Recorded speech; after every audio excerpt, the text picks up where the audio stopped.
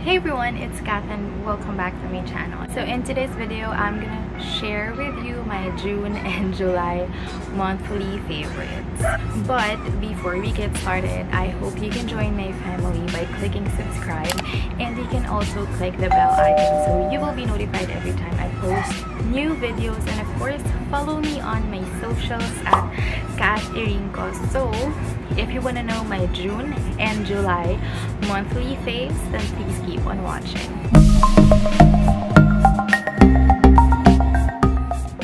Okay, so let's start with, of course, mga beauty products yung mga i-share ko sa inyo. Hindi ako nag-film ng separate video. Kung maalala nyo, May favorites lang siya. Pinag-combine ko na yung June and July favorites kasi ito naman talaga yung mga items na ginamit ko for 2 months and super duper favorite kong items. Isahan natin siya sa skincare. My very first item that I'll show you guys is my Jeju Aloe Eyes. This one is from the Face Shop. Ito siya.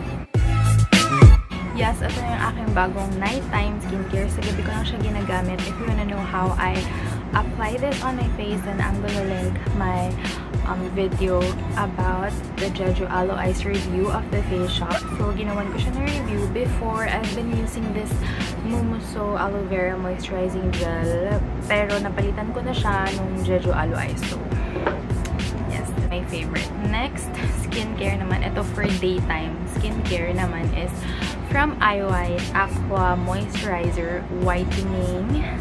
So, I've been using this for my morning skincare routine naman. Minsan before or most of the time before I apply makeup. So, ito yung nagiging primer ko or moisturizing cream. So, ito na siya. This one is water-based. So, pakita ko sa inyo. It's color blue. Para ka naglalagay ng tubig sa face mo. Ayan, ganyan siya. Water-based skincare and hindi ganun katapang yung scent niya. Mabango siya. So yeah, I love that. The next item that I will show you guys is a lotion from Nivea. This one is the Nivea Extra White Serum. It's not a lotion pala. It's for my body. It's Nivea Extra White Serum. Smooth and firm with SPF 33 PA+++. That's with 50 times vitamin C for whiter and firmer skin. So again, this one is a body serum. I love this so much. Ginagamit ko siya at night before mag-sleep and after I take a bath, and yun, ginagamit ko. Alright, next items that I'll show you guys for my makeup naman. Tapos sa tayo sa skincare. So now, for my makeup, I will show you my monthly faves. Forever fave ko tong Naturactor in the shade 140, and it's just so... It's super nice sa skin, lalo na kapag after mong gumamit nitong Eye White Aqua Moisturizer. And then, papatungan ko nitong Naturactor. Sobrang ganda ng effect sa skin niya. And easy to apply lang siya. Ginagamit ko lang yung fingertips ko sa pag-a-apply nitong Naturactor. You don't need a brush. You don't need any makeup brush. So, yan.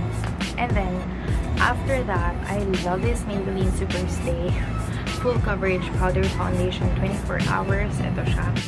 And this one is in the shade 220 Natural Beige. That's my shade. Of course, I've been telling this to all of my videos or beauty videos that I am acidic. So, mga liquid foundation or any foundation sa face ko or powder tendency is nag-oxidize. Pero ito, since super perfect ng shade na nakuha ko, natural beige, even though mag-oxidize siya sa skin ko, super perfect pa din ng nagiging result sa aking face.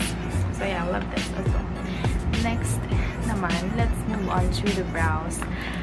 I am not using a brow pencil anymore because I've been using a new brow product, which I love. This one is Pomade. This one is a local brand. And this one is in the shade 03. So, dark brown siya. So, I've been using this for quite some time now, and this one is my favorite talaga. Meron akong tips sa inyo kung mag-apply kayo ng pomade eyebrows. Make sure na once na na-dip nyo na brush mo or na-load up na yung brush mo ng product, do not directly apply it on your eyebrows. Just put it here muna to lessen the pigment para mas maging natural looking siya sa brows. And then, saka mo siya i-apply and use a spoolie to blend it para mas maging natural looking yung brows nyo. Kasi, kapag may mga ganitong brows, super duper waxy type siya and super pigmented. So, once na na-dip mo na yung brow brush mo, and then, kapag diretso mo siyang in-apply sa kilay mo, besh, ang kalalabasan ng kilay mo, super dark and super nagsusumigaw na eyebrows. Talagang, yun. Pero, kung gusto mo ng natural looking brows, like what I have here, it's very natural lang. Ito yung ginamit ko for my brows, and ganun yung ginagawa ko. Nililesen ko muna yung pigment by doing this. Tapos, yun, saka ko siya ina-apply, and then biniblend ko siya gamit yung spoolie. Next item that I'll show you is for my blush. I've been using this LB Tokyo blush.